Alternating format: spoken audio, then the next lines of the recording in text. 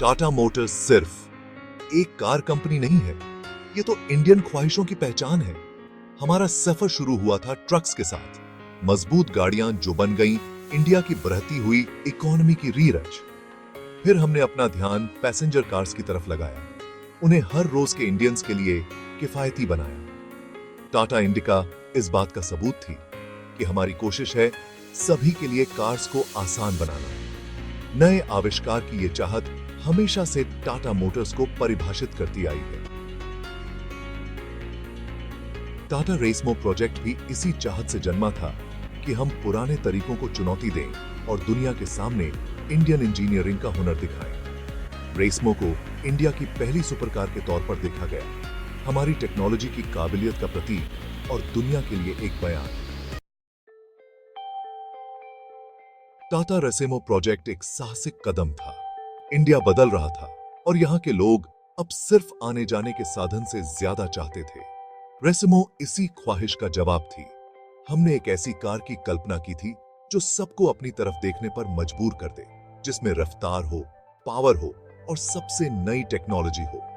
इस प्रोजेक्ट को आगे बढ़ाया इंजीनियर्स और डिजाइनर्स की एक जवान और जोशीली टीम ने। उन्हें पूरी आजादी थी कि वो अपनी सीमाओं से बाहर निकलें और कुछ असाधारण बनाएं।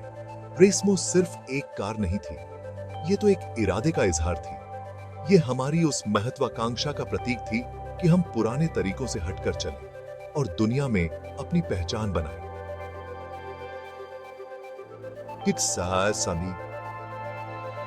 एक साफ संदेश था कि इंडिया ऑटोमोबाइल इंडस्ट्री में आगे बढ़ने के लिए तैयार है। दुनिया ने टाटा रेसमो को पहली बार 2017 जेनीवा मोटर शो में देखा। यह हमारे लिए गर्व का पल था जब हमने अपनी कलाकारी को इस प्रतिष्ठित ग्लोबल मंच पर सबके सामने पेश किया। इसका रिस्पॉन्स बहुत जबरदस्त था। अपने शानदार फ्यूचरिस्टिक डिजाइन के साथ रेसमो ने सबका ध्यान खींच लिया। यह किसी भी इंडियन मैन्युफैक्चरर से बिल्कुल अलग थी, जैसा दुनिया ने पहले कभी नहीं देखा था।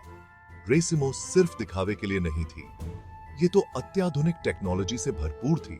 इसके अंदर एक पावरफुल इंजन था जो बहुत तेज रफ्तार का वादा करता था। ये कार एक टेक्नोलॉजिकल चमत्कार थी जिसमें डिजिटल कॉकपिट और एक अत्याधुनिक इंफोटेनमेंट सिस्टम जैसे एडवांस्ड फीचर्स थे। जहां एक तरफ रेसमो को पूरी दुनिया में तारीफें मिल रही थीं, वहीं दूसरी तरफ प्रैक्टिकल चुनौतियां भी सामने आने लगी।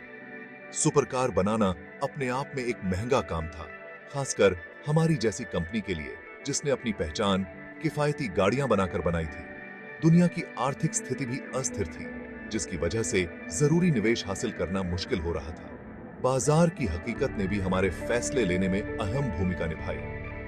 इंडिया में सुपरकार्स की मांग BRH तो रही थी, लेकिन अभी भी बहुत कम थी।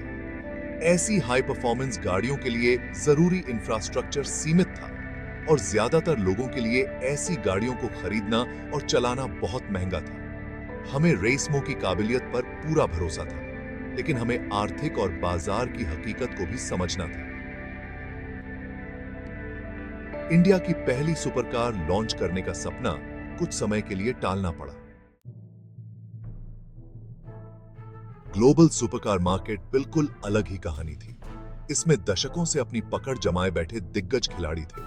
फेरारी, लैम्बोर्गिनी और पोर्शे जैसे ब्रांड सुपरकार्स का दूसरा नाम बन चुके थे। उन्होंने इस क्षेत्र में इतना ऊंचा मुकाम हासिल कर लिया था कि उन्हें चुनौती देने के लिए बहुत बड़े संसाधनों और बेहतरीन टेक्नोलॉजी की जरूरत थी।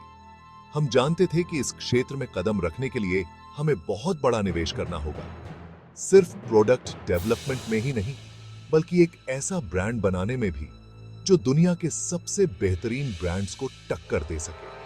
ये किसी दाऊद और गोलियत की लड़ाई से कम नहीं था और हमें अपनी क्षमता का सही आकलन करना था। हालांकि रेसमो ने काफी सुर्खियां बटोरी थीं, लेकिन इतने कॉम्पिटिटिव मार्केट में उस हलचल को बिक्री में बदलना बिल्कुल अलग बात है। मैंने कोई भी कदम उठाने से पहले जोखिमों और फायदों को ध्यान से तौलना था कि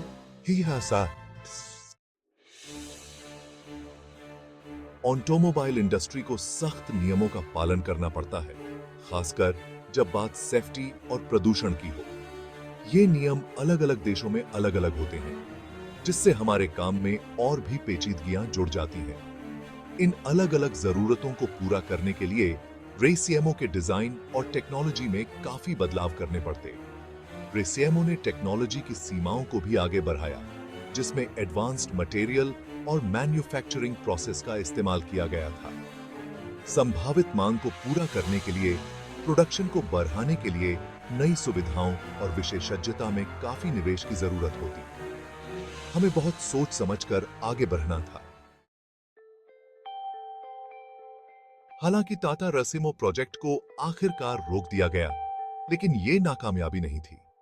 यह एक बहुत बड़ा सबक था, जो हमारे नए आविष्कार करने के जज्बे और सीमाओं को तोड़ने की हमारी इच्छा को दर्शाता है। हमने सीखा कि महत्वाकांक्षा होना जरूरी है, लेकिन उसे व्यावहारिकता के साथ संतुलित भी करना चाहिए। हमें हाई परफॉर्मेंस गाड़ियां बनाने की पेचीदगियों और ग्लोबल मार्केट में प्रतिस्पर्धा की चुनौतियों के बारे में बहुमूल्य जानकारी मिली। ये सीख हमारी आगे की रणनीतियों को आकार देंगे। रेसीएमओ प्रोजेक्ट ने टाटा मोटर्स के अंदर एक चिंगारी जगाई। हालांकि टाटा सुपरकार का सपना भले ही टल गया हो, लेकिन उसे भुलाया नहीं गया है। हम अपने लिए और इंडियन ऑटोमोबाइल इंडस्ट्री के लिए संभावनाओं की सीमाओं को आगे बढ़ाने के लिए प्रतिबद्ध हैं।